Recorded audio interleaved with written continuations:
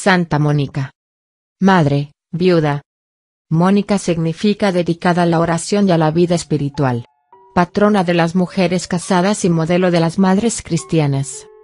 Nació en Tagaste, África el año 331, de familia cristiana. Muy joven, fue dada en matrimonio a un hombre llamado Patricio, del que tuvo varios hijos, entre ellos San Agustín, cuya conversión le costó muchas lágrimas y oraciones. Fue un modelo de madres, alimentó su fe con la oración y la embelleció con sus virtudes. Murió en Ostia el año 387. La Iglesia venera a Santa Mónica, esposa y viuda. Su único hijo fue San Agustín, doctor de la Iglesia. Su ejemplo y oraciones por su hijo fueron decisivas. El mismo San Agustín escribe en sus confesiones: ella me engendró sea con su carne para que viniera la luz del tiempo, sea con su corazón, para que naciera la luz de la eternidad. Por su parte, San Agustín es la principal fuente sobre la vida de Santa Mónica, en especial sus confesiones. Mónica nació en África del Norte, probablemente en Tagaste, a 100 kilómetros de Cartago, en el año 332. Sus padres, que eran cristianos, confiaron la educación de la niña a una institutriz muy estricta.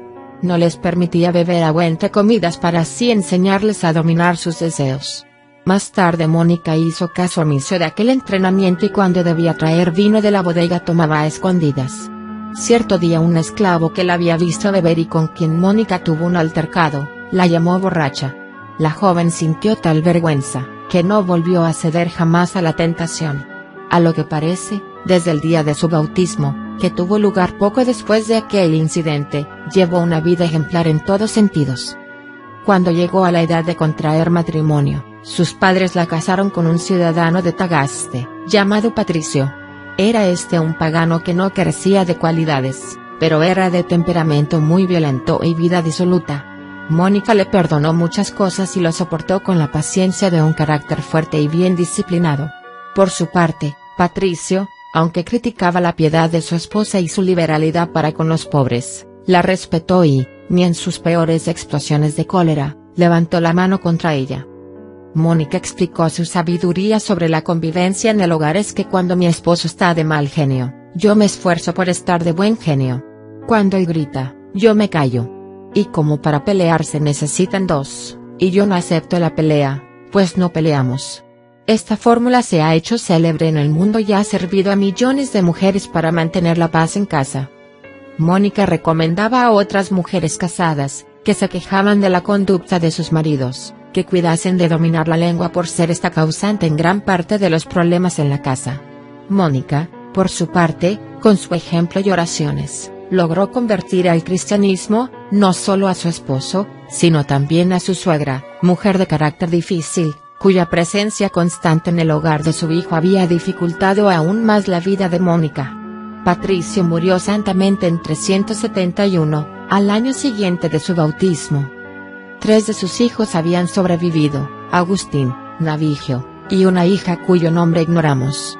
Agustín era extraordinariamente inteligente, por lo que habían decidido darle la mejor educación posible.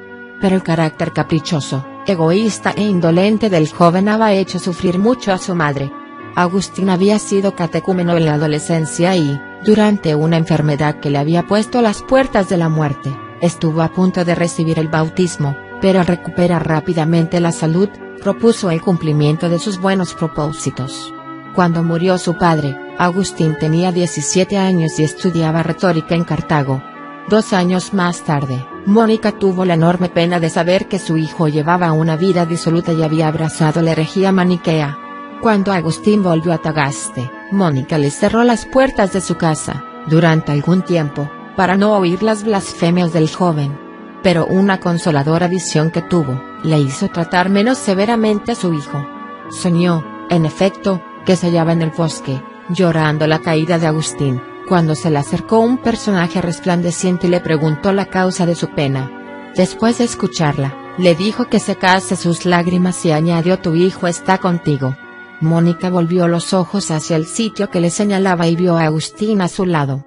Cuando Mónica contó a Agustín el sueño, el joven respondió con desenvoltura que Mónica no tenía más que renunciar al cristianismo para estar con él, pero la santa respondió al punto: no se me dijo que yo estaba contigo, sino que tú estabas conmigo. Esta hábil respuesta impresionó mucho a Agustín, quien más tarde la consideraba como una inspiración del cielo. La escena que acabamos de narrar tuvo lugar hacia fines del año 337, es decir, casi 9 años antes de la conversión de Agustín.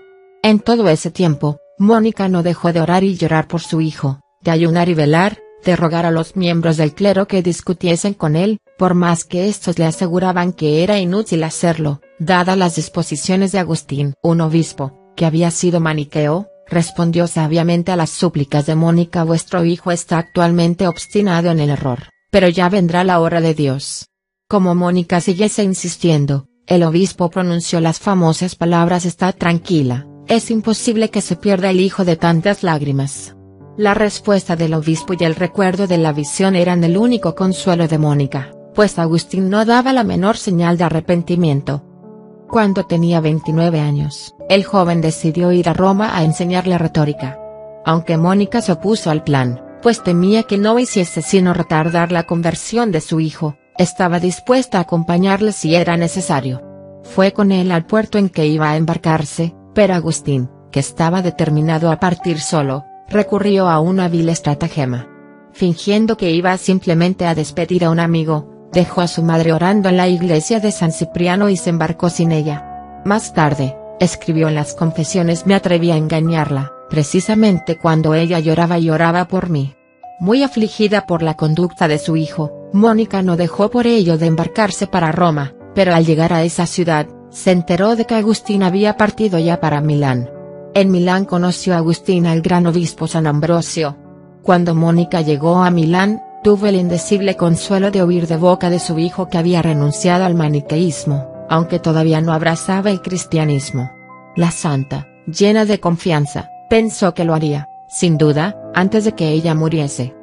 En San Ambrosio, por quien sentía la gratitud que se puede imaginar, Mónica encontró a un verdadero padre. Siguió fielmente sus consejos, abandonó algunas prácticas a las que estaba acostumbrada, como la de llevar vino, legumbres y pan a las tumbas de los mártires. Había empezado a hacerlo así, en Milán, como lo hacía antes en África, pero en cuanto supo que San Ambrosio lo había prohibido porque daba lugar a algunos excesos y recordaba las parentalia paganas, renunció a las costumbres. San Agustín hace notar que tal vez no hubiese cedido tan fácilmente de no haberse tratado de San Ambrosio. En Tagaste Mónica observaba el ayuno del sábado, como se acostumbraba en África y en Roma. Viendo que la práctica de Milán era diferente, pidió a Agustín que preguntase a San Ambrosio lo que debía hacer. La respuesta del santo ha sido incorporada al derecho canónico: cuando estoy aquí no ayuno los sábados, en cambio, ayuno los sábados cuando estoy en Roma. Haz lo mismo y atente siempre a la costumbre de la iglesia del sitio en que te halles. Por su parte, San Ambrosio tenía a Mónica en gran estima y no se cansaba de alabarla ante su hijo. Lo mismo en Milán que en Tagaste, Mónica se contaba entre las más devotas cristianas. Cuando la reina madre, Justina, empezó a perseguir a San Ambrosio, Mónica fue una de las que hicieron largas vigilias por la paz del obispo y se mostró pronta a morir por él. Finalmente, en agosto del año 386, llegó el ansiado momento en que Agustín anunció su completa conversión al catolicismo. Desde algún tiempo antes, Mónica había tratado de arreglarle un matrimonio conveniente, pero Agustín declaró que pensaba permanecer célibe toda su vida. Durante las vacaciones de la época de la cosecha, se retiró con su madre y algunos amigos a la casa de verano de uno de ellos, que se llamaba Vercundo, en Casiciaco. El santo ha dejado escrita en sus confesiones algunas de las conversaciones espirituales y filosóficas en que pasó el tiempo de su preparación para el bautismo. Mónica tomaba parte en esas conversaciones, en las que demostraba extraordinaria penetración y buen juicio y un conocimiento poco común de la Sagrada Escritura. En la Pascua del año 387, San Ambrosio bautizó a San Agustín y a varios de sus amigos. El grupo decidió partir al África y con ese propósito, los catecúmenos se trasladaron a Ostia, a esperar un barco. Pero ahí se quedaron, porque la vida de Mónica tocaba a su fin, aunque solo ella lo sabía. Poco antes de su última enfermedad, había dicho Agustín hijo, ya nada de este mundo me deleita. Ya no sé cuál es mi misión en la tierra ni por qué me deja Dios vivir, pues todas mis esperanzas han sido colmadas. Mi único deseo era vivir hasta verte católico e hijo de Dios. Dios me ha concedido más de lo que yo le había pedido, ahora que has renunciado a la felicidad terrena y te has consagrado a su servicio. En Ostia se registran los últimos coloquios entre madre e hijo, de los que podemos deducir la gran nobleza de alma de esta incomparable mujer, de no común inteligencia ya que podía intercambiar pensamientos tan elevados con Agustín. Sucedió, escribe en el capítulo 9 de las Confesiones, que ella y yo nos encontramos solos, apoyados en la ventana, que daba hacia el jardín interno de la casa en donde nos hospedábamos, en Ostia. Hablábamos entre nosotros, con infinita dulzura, olvidando el pasado y lanzándonos hacia el futuro, y buscábamos juntos, en presencia de la verdad, cuál sería la eterna vida de los santos, vida que ni ojo vio ni oído oyó, y que nunca penetró en el corazón del hombre. Lo último que pidió a sus 2 hijos fue que no se olvidaran de rezar por el descanso de su alma. Mónica había querido que le enterrasen junto a su esposo. Por eso, un día en que hablaba con entusiasmo de la felicidad de acercarse a la muerte, alguien le preguntó si no le daba pena pensar que sería sepultada tan lejos de su patria. La santa replicó: no hay sitio que esté lejos de Dios, de suerte que no tengo por qué temer que Dios no encuentre mi cuerpo para resucitarlo. 5 días más tarde, cayó gravemente enferma. Al cabo de 9 días de sufrimientos, fue a recibir el premio celestial, a los 55 años de edad. Era el año 387. Agustín le cerró los ojos y contuvo sus lágrimas y las de su hijo Diodato, pues consideraba como una ofensa llorar por quien había muerto tan santamente. Pero, en cuanto se halló solo y se puso a reflexionar sobre el cariño de su madre, lloró amargamente. El santo escribió: si alguien me critica por haber llorado menos de 1 hora a la madre que lloró muchos años para obtener que yo me consagre a ti, Señor, no permitas que se burle de mí, y, si es un hombre caritativo, haz que me ayude a llorar mis pecados en tu presencia. En las Confesiones, Agustín pide a los lectores que rueguen por Mónica y Patricio. Pero en realidad, son los fieles los que se han encomendado, desde hace muchos siglos, a las oraciones de Mónica, patrona de las mujeres casadas y modelo de las madres cristianas. Se cree que las reliquias de la santa se conservan en la iglesia de St. Agostino.